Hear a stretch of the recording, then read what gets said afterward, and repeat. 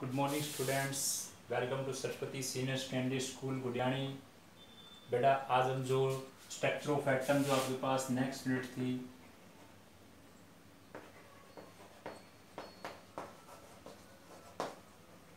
Structure of atom का part 2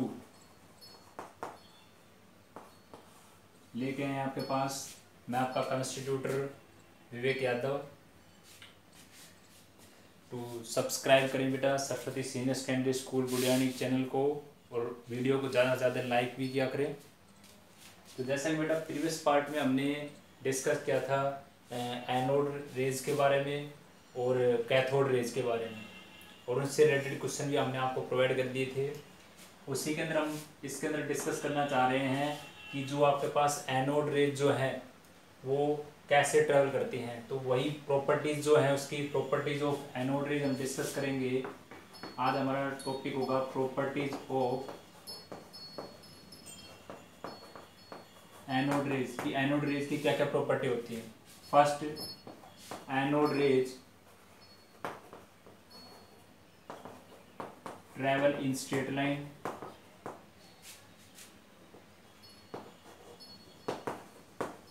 जो आपकी एनोड रेज है वो स्ट्रेट लाइन में ट्रेवल करती हैं। Second, anode rays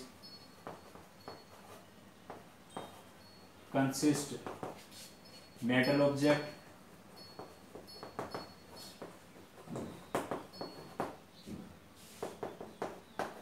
anode rays metal object का मतलब हमने देखा था ना कि वो जो ट्यूब थी आपके पास और उसके अंदर हमने कोई भी जैसे माइक का व्हील है वो रख दिया, और जैसे आपके पास मान लो क्योंकि इसमें एनोड रेज तो इधर आती है, तो यहाँ पे व्हील अगर आपका रोटेट करने लग गया और व्हील अगर रोटेशन करता है तो हमें पता लग गया कि वो क्या है, किसी मेटल ऑब्जेक्ट से बनी हुई है। ठीक है,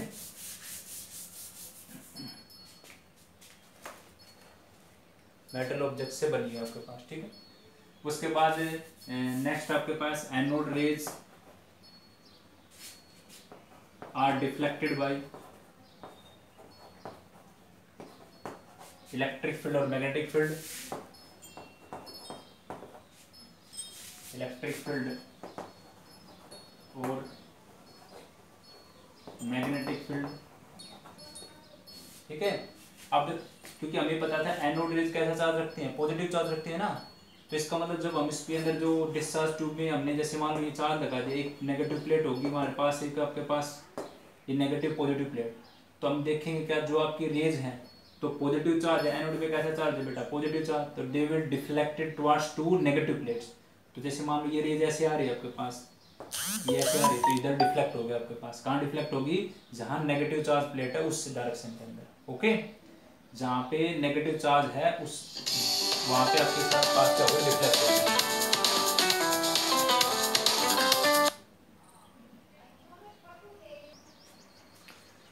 तो ये हमारे पास हो गया।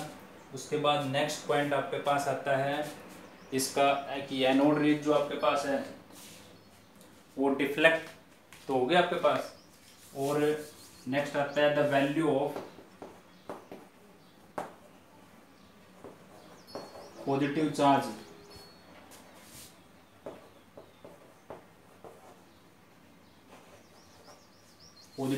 Particle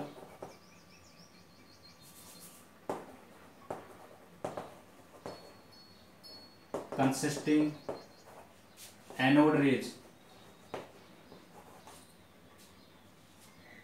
depend upon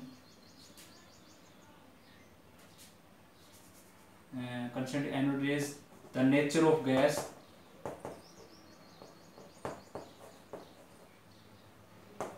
enclosed in discharge tube।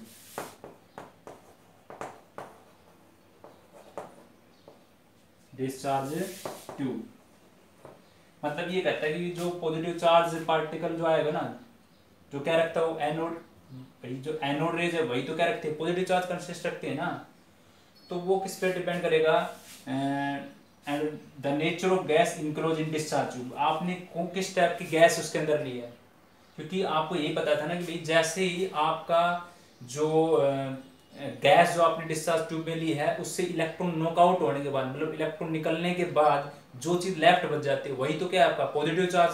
Particle है, और वही सी पॉजिटिव चार्ज को क्या बोला हमने, एनोड रेज बोला है। तो वो उस पर डिपेंड कर रहा है कि उस गैस के अंदर से कितने इलेक्ट्रॉन रिलीज होते हैं। भाई अगर गैस में से एक इलेक्ट्रॉन रिलीज हुआ तो एक पॉजिटिव चार्ज, दो इलेक्ट्रॉन निकले तो दो पॉजिटिव चार्ज, ठीक है। तो किस पे डिपेंड कर रहा है कि उसके अंदर से कितने इलेक्ट्रॉन नॉकआउट हुए हैं, कितने इलेक्ट्रॉन क्या हुए इसमें नॉकआउट हुए हैं।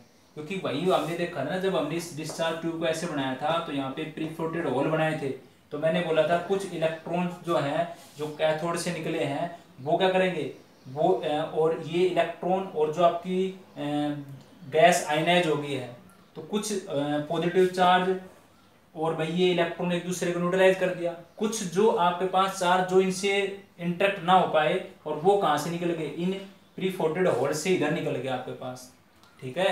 मैंने क्या बताया था आपको कि जो आपके पास एनोड रेज जो बेटा है, वो एनोड रेज कहाँ बनती है, प्री फोल्डेड कैथोड और एनोड के बीच में बनती है।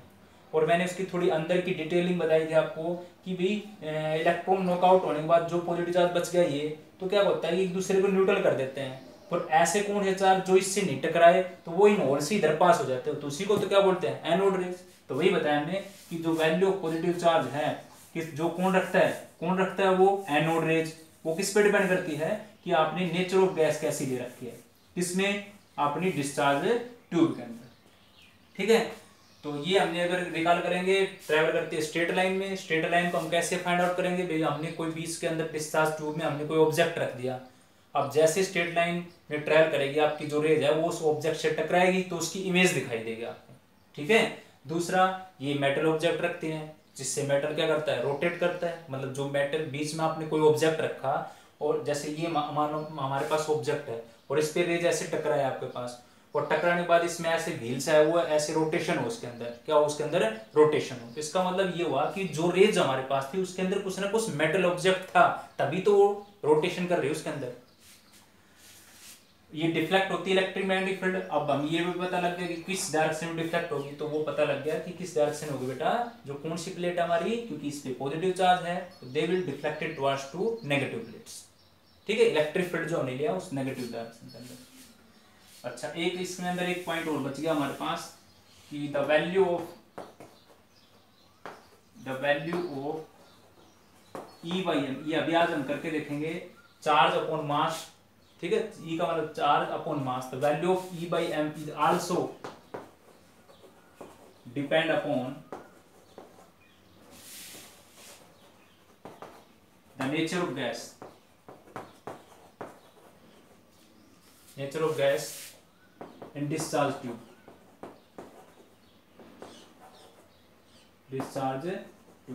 जो डिस्चार्ज ट्यूब के अंदर एक वैल्यू आएगा हमारे पास e by m, charge by mass ratio, ठीक है। वो भी किस पे डिपेंड करेगी आपकी, जो हमने गैस दे रखी है, किसमें गैस दे रखी है, उस डिस्चार्ज ट्यूब के अंदर, उस डिस्चार्ज ट्यूब के अंदर जो गैस दे रही है वो उसके ऊपर डिपेंड करेगी, ओके। तो ये बातें हमने सीखी। अब देखो ये ई बाई एम को कैसे कैलकुलेट करते हैं, हम ई बाई एम को कैसे कैलकुलेट करते हैं वो भी मैं आपको सिखाता हूँ कि कैसे आएगा आपके पास ई बाई एम। तो ये तो हमने इसकी जितनी भी प्रॉपर्टी थी वो डिस्कस कर ली है। अब हम आपको बताते हैं कैसे बताते हो आपको इसका ई बाई एम। तो देखो जो आपके पास ये ई बाई एम को डिस्कस किया था जे जे थॉम्सन ने, जे तो थॉम्सन है साइंटिस्ट है, उसने एक जो आपने डिस्चार्ज ट्यूब है उसको थोड़ा मॉडिफाई कर दिया, उसको इस टाइप से बना दिया उसने। देखो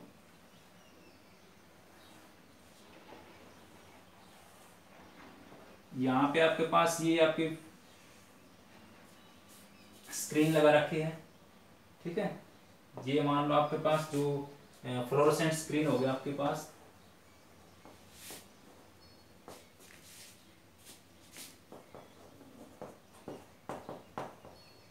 ये आपकी फ्लोरोसेंट स्क्रीन है, ये आपके पास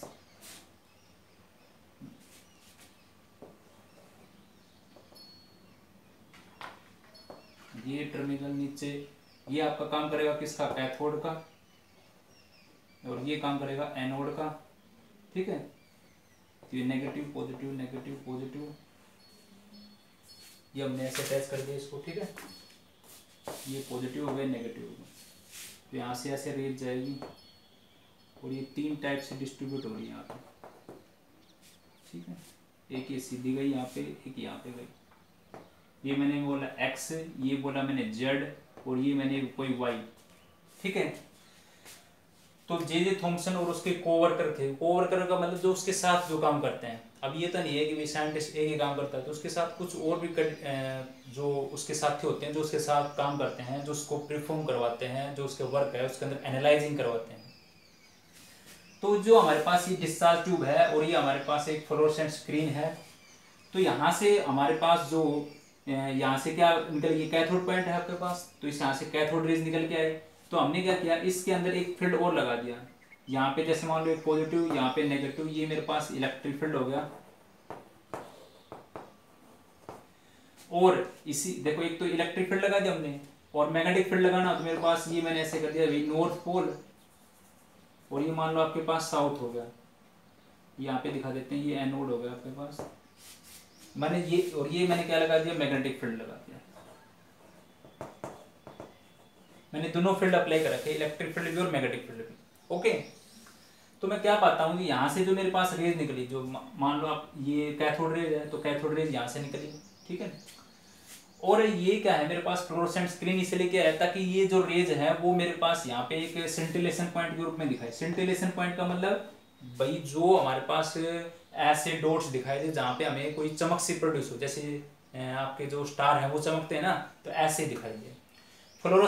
फ्लोरोसेंट स्क्रीन वो होती है जिसमें हम फ्लोरोसेंट मेटल का यूज करते हैं। जैसे मानो हमने पीछे बताया था आपको ZnS जिंक सल्फाइड, उसकी हमने कोटिंग कर रखी है इसके ऊपर। ठीक है, ताकि यहाँ से जो आपके पास कैथोड रेज निकले और वो इस पॉइंट के ऊपर स्ट्राइक है।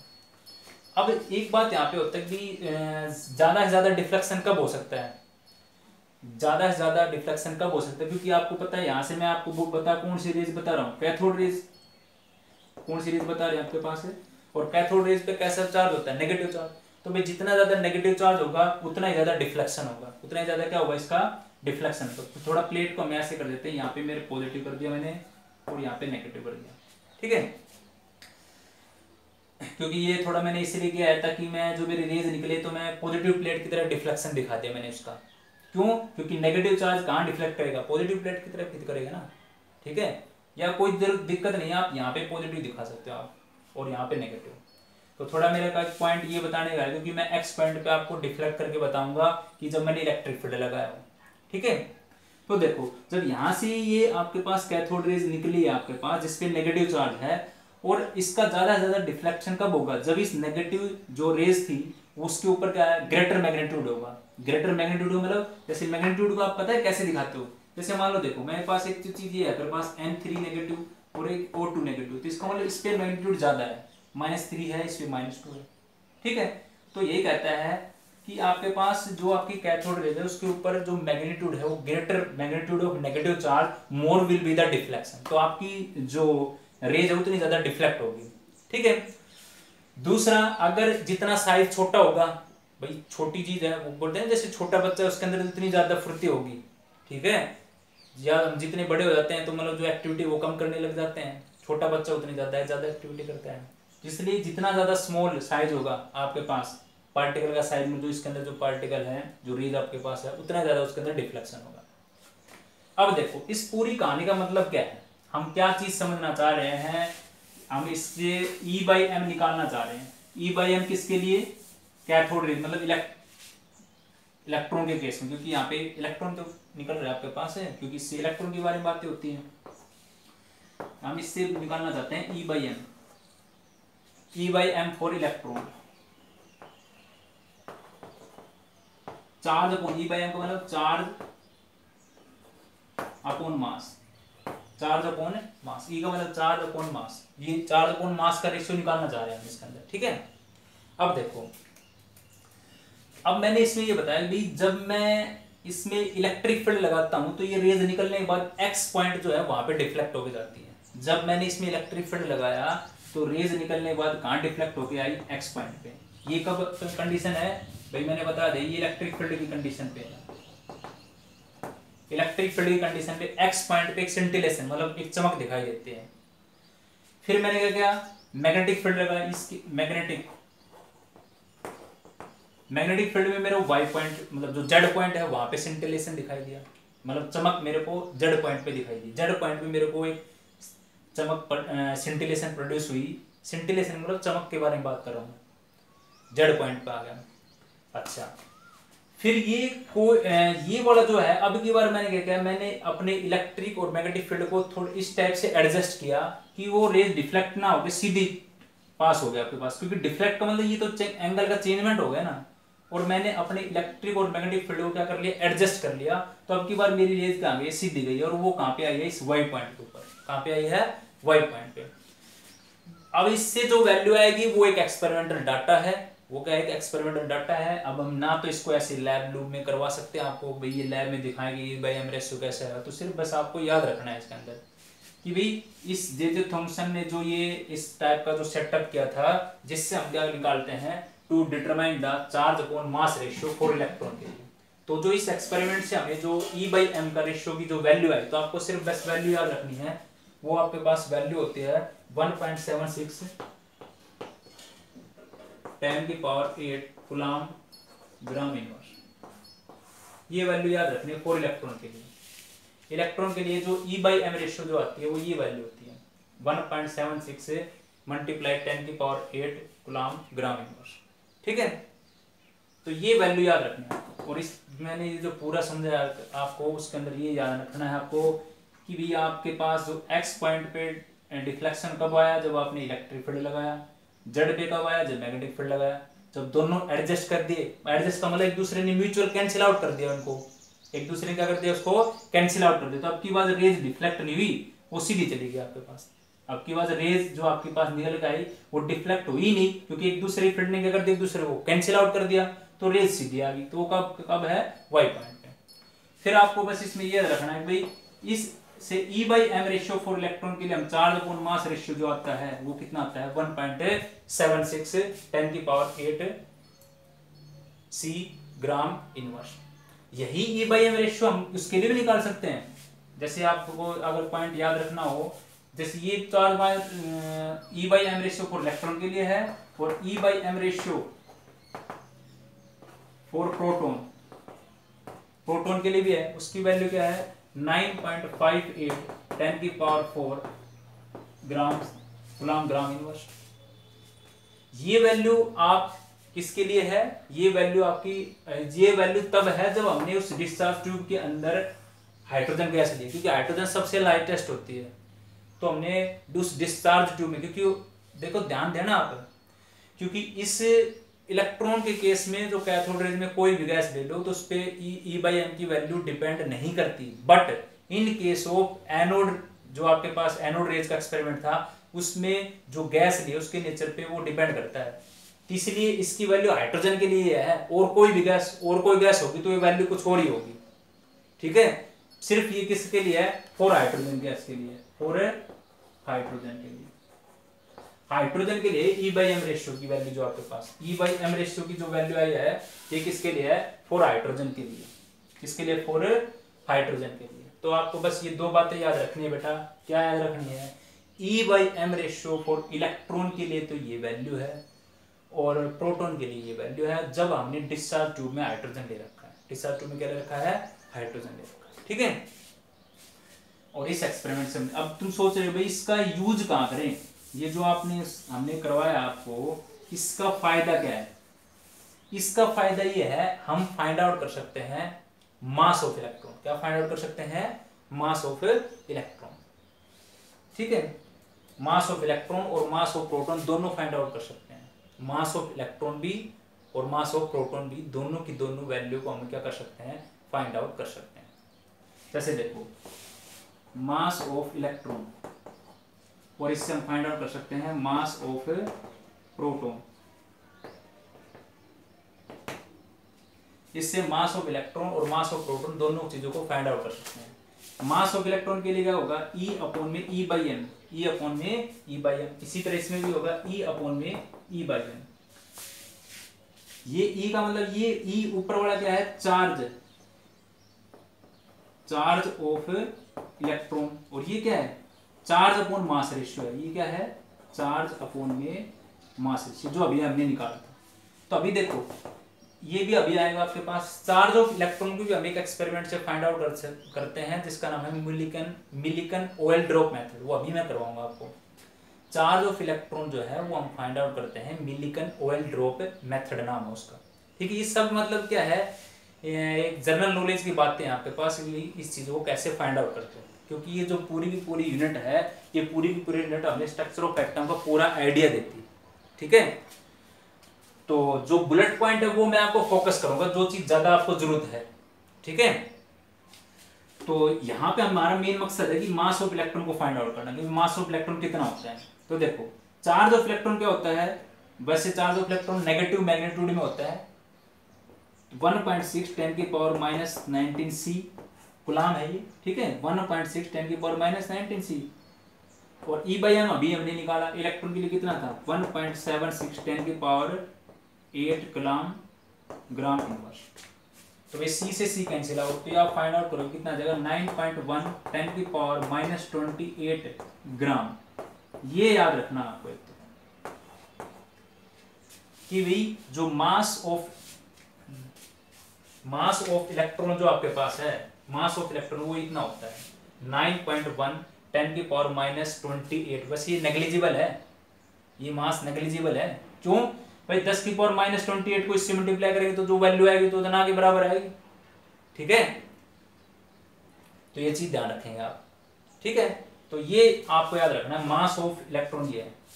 अगर मास ऑफ प्रोटॉन निकालना हो आपको, मास ऑफ प्रोटॉन, तो ये वही होगा 1.6 10 की पावर -19 अपॉन में E/m कितना है, 9.58 10 की पावर 4 C ग्राम इनवर्स। इसमें C से C कैंसिल आउट हो जाएगा, तो ये आ जाएगा 1.67 10 की पावर -24 ग्राम। तो मास ऑफ प्रोटॉन ये होता है, मास ऑफ जो प्रोटॉन है वो ये होता है 1.67 10 की पावर -24 ग्राम। एक बार इसको देखें कि जो हमने आपको बताया है, क्या बताया है कि भाई मास ऑफ जो इलेक्ट्रॉन आता है वो तो कितना आता है, 9.1 10 की पावर -28 ग्राम। और जो मास ऑफ प्रोटॉन आता है वो आता है 1.67 10 की पावर -24 ग्राम। तो इसलिए सारा सिस्टम किया था हमने कि भाई वो E/m के लिए इसलिए करता हूं मैं। तो बस ये वैल्यू याद रखनी है आप, E/m की वैल्यू इसमें ये आती है और उसमें E/m की वैल्यू ये आती है 9.58 10 की पावर 4 ये। ठीक है, तो बस आपको अभी जो मेन मोटिव, देखो मैंने ये सारा चीज कर दिया आपके पास, तो आपको बस याद ये रखना है। देखो ये तो मैंने ऊपर वैल्यू थी, तो आपको याद ये रखना है कि मास ऑफ इलेक्ट्रॉन की वैल्यू कितनी आती है, 9.1 10 की पावर -28 ग्राम, ये याद रखना है। तो मास ऑफ प्रोटॉन ये कितनी आती है, 1.67 10 की पावर -24 ग्राम। भाई E/m वैल्यू फॉर इलेक्ट्रॉन के लिए, E/m वैल्यू फॉर प्रोटॉन के लिए, जब हम क्या लेते हैं उसमें हाइड्रोजन गैस लेते हैं, तो ये कितनी आई हमारे पास 1.76 10 की पावर 8, और वो कितनी आती है 9.58 10 की पावर 4 ग्राम ग्राम इनवर्स। तो ये वैल्यू याद रखनी बस आपको, और जिस एक्सपेरिमेंट से हमने किया है वो भी आपको बता दिया है इसके अंदर। ठीक है, तो ये हो गया आपके पास, ये सारी चीजें हमने सीख चुके हैं, जो मैंने आपको वैल्यू बता दी है। अभी डेफिनेशन भी हो जाएगी इसी से हमारे पास। अब देखो एक बात और बताता हूँ आपको, जो मैं बात कर रहा था कि चार्ज ऑफ इलेक्ट्रॉन कैसे फाइंड आउट किया हमने, चार्ज ऑफ इलेक्ट्रॉन, तो उसके लिए हम याद करते हैं Millikan oil drop method.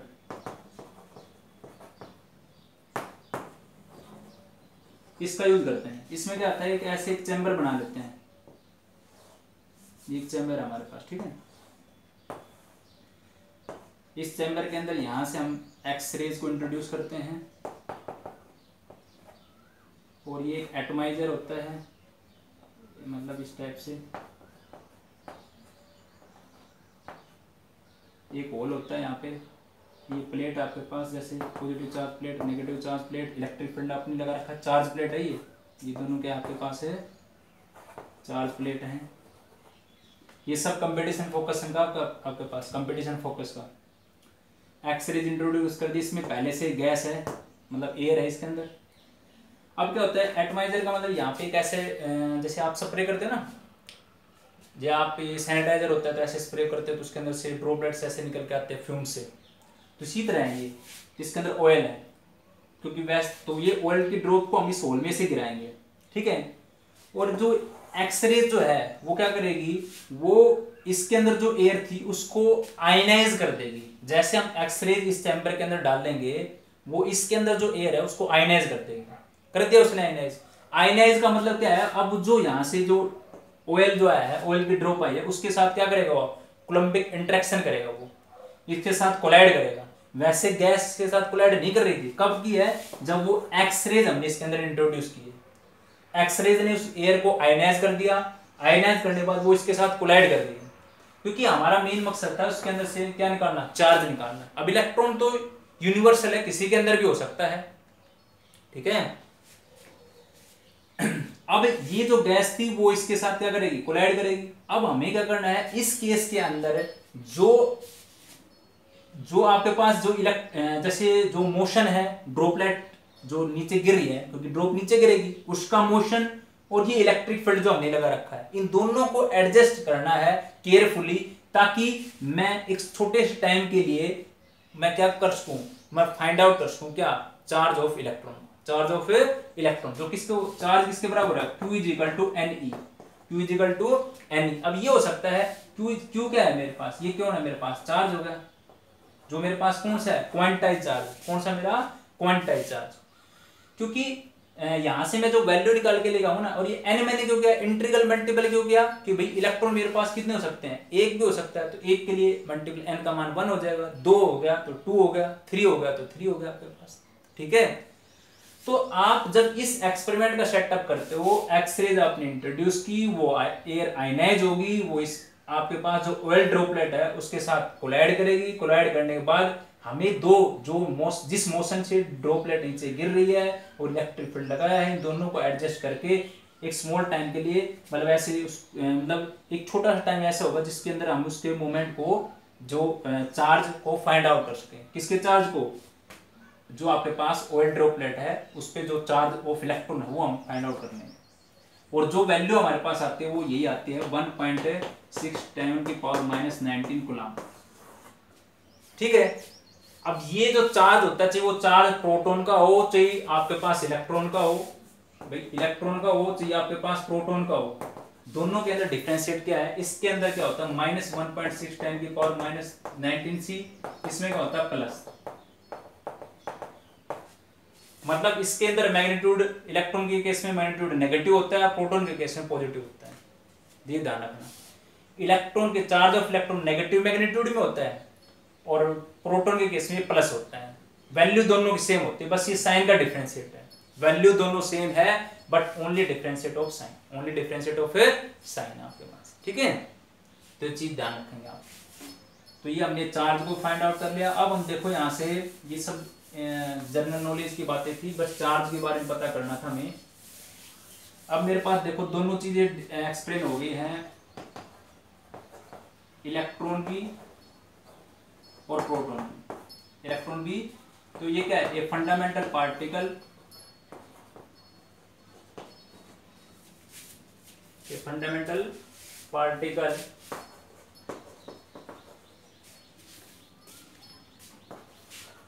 which has negative charge, which have negatively charged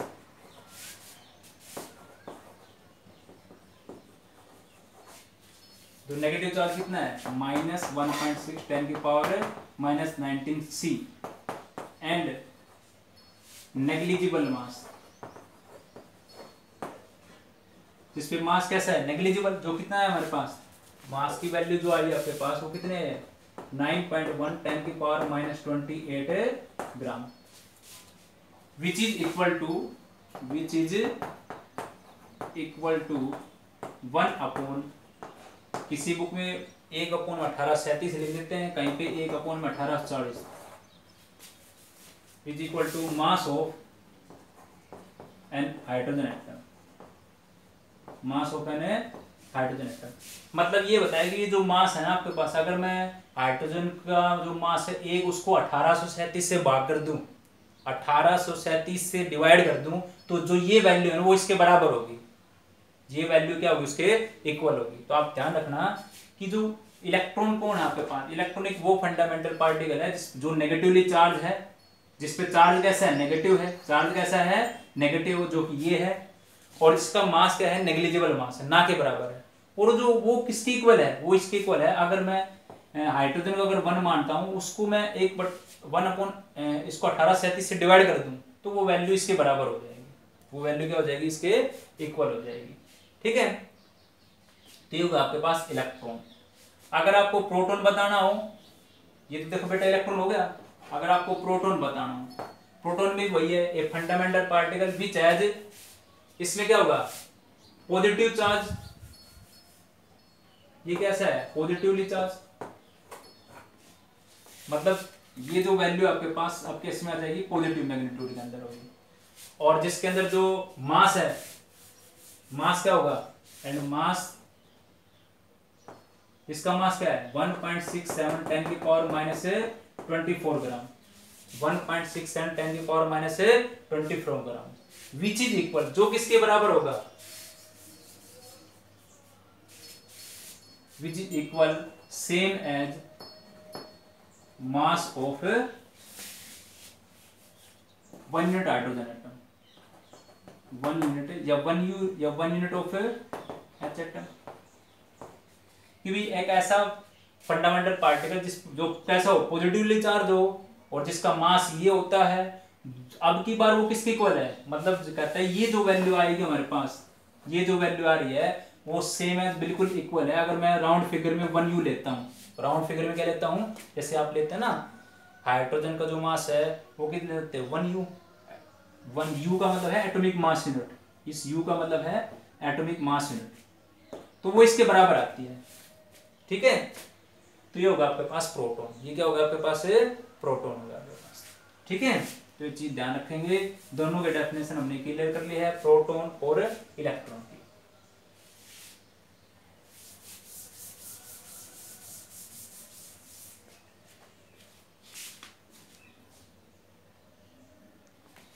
तो एक बार जल्दी से हम जो जो चीजें हमने आज जो सीखे वो निकाल कर लेते हैं। आज हमने सीखा बेटा एनोड रेज की प्रॉपर्टी, ठीक है, एक E/m रेशियो, जिसको हमने जे थॉमसन का एक एक्सपेरिमेंट था जिसमें x, y और z पॉइंट देखे थे। जो x पॉइंट कब, जब हमारा डिफ्लेक्शन, जब हम इलेक्ट्रिक फील्ड लगाया तब, और मैग्नेटिक लगाया जब z हो गया, दोनों को कैंसिल आउट कर दिया तो वो y पे आ गया आपके पास। ठीक है, E/m रेशियो वैल्यू याद रखनी है आपको भाई। इलेक्ट्रॉन के लिए 1.67 10 की पावर क्या आएगी 8 कूलम पर ग्राम इनवर्स। ठीक है, और प्रोटॉन के लिए कितने आते हैं 9.58 10 की पावर 4 कूलम ग्राम इनवर्स। ठीक है, फिर हमने क्या निकाला, मास ऑफ इलेक्ट्रॉन निकाला और मास ऑफ प्रोटॉन निकाला। मास ऑफ इलेक्ट्रॉन कितना 9.1 10 की पावर -28 ग्राम, और मास ऑफ प्रोटॉन कितना आता है 1.67 10 की पावर मल्टीप्लाई 10 की पावर -24 ग्राम। इसको किलोग्राम में कन्वर्ट कर सकते हैं, इन वैल्यू को किलोग्राम में कन्वर्ट कर सकते हैं। ठीक है, फिर हमने क्या निकाला, फिर हमने देखा भाई इलेक्ट्रॉन को क्या देखा भाई, एक ऐसा फंडामेंटल पार्टिकल है जिसपे एक नेगेटिव चार्ज हो और नेग्लिजिबल मास हो, जो किसके बराबर होता है 1/18237, जो किसके इक्वल टू मास ऑफ है ना हाइड्रोजन एटम। प्रोटॉन क्या है, जिसपे पॉजिटिव चार्ज हो और मास जिसका ये होता है 1.67 10 की पावर -24 ग्राम, जो किसके इक्वल है 1 यूनिट मास ऑफ है ना हाइड्रोजन एटम। और ये सारी बातें डिस्कस कर चुके हैं। इलेक्ट्रॉन की डिस्कवरी जे थॉमसन, और प्रोटॉन की कौन हो गया आपके पास गोल्डस्टीन। ये हम एक टेबल बनाएंगे आगे जब आपको बता देंगे अच्छी तरह। ठीक है, तो जो हमारा आज का पार्ट है उसको लाइक करें, शेयर करें, सब्सक्राइब करें। Thank you.